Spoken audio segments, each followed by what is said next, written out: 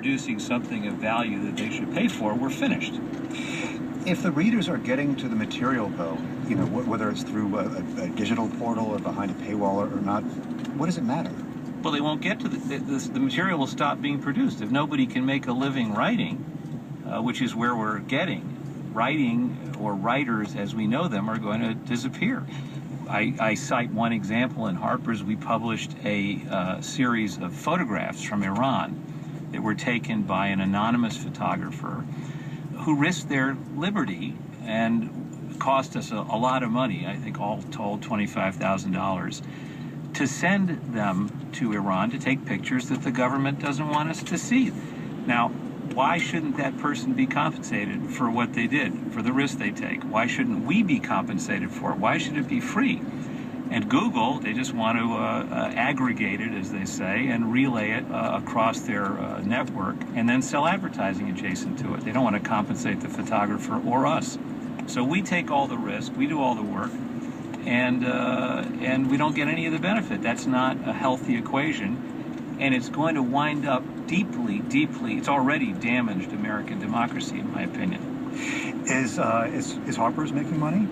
Well, we don't know how this year's going to turn out. Last year we lost a little, but I'm cautiously optimistic. Now, that being said, it's a crisis right now. The odds against us are heavy when you take into consideration the immense propaganda now that has been pushed forward on the free content model. And unless people come to their senses, and I see them coming to their senses now at the New York Times, and they never lost their senses at the Financial Times or the Wall Street Journal, unless people come to their senses and realize that the advertising is not coming back, and we have to charge the subscribers more or the newsstand buyers more, we are going to be out of business, and it's going to be catastrophic for American culture.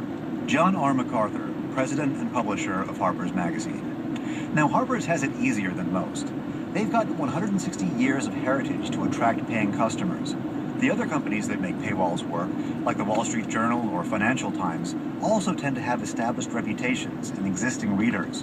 Uzumaka Maduka does not. She and her partner started The American Reader just 1 year ago. Didn't people say, "What are you thinking, trying to launch a magazine right now?"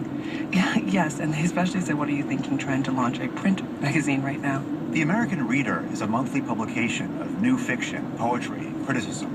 For Maduka, setting up a paywall just isn't feasible. Because we're just starting out, we are more inclined to give more of our writing basically away for free because we want people to get to know what we're doing.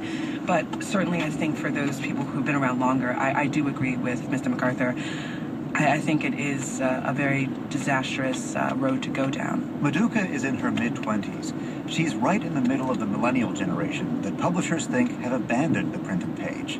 Well, think again. You know, it's been my experience that our generation, when it comes to technology, we're ambidextrous. We'd like to have choices between print or digital.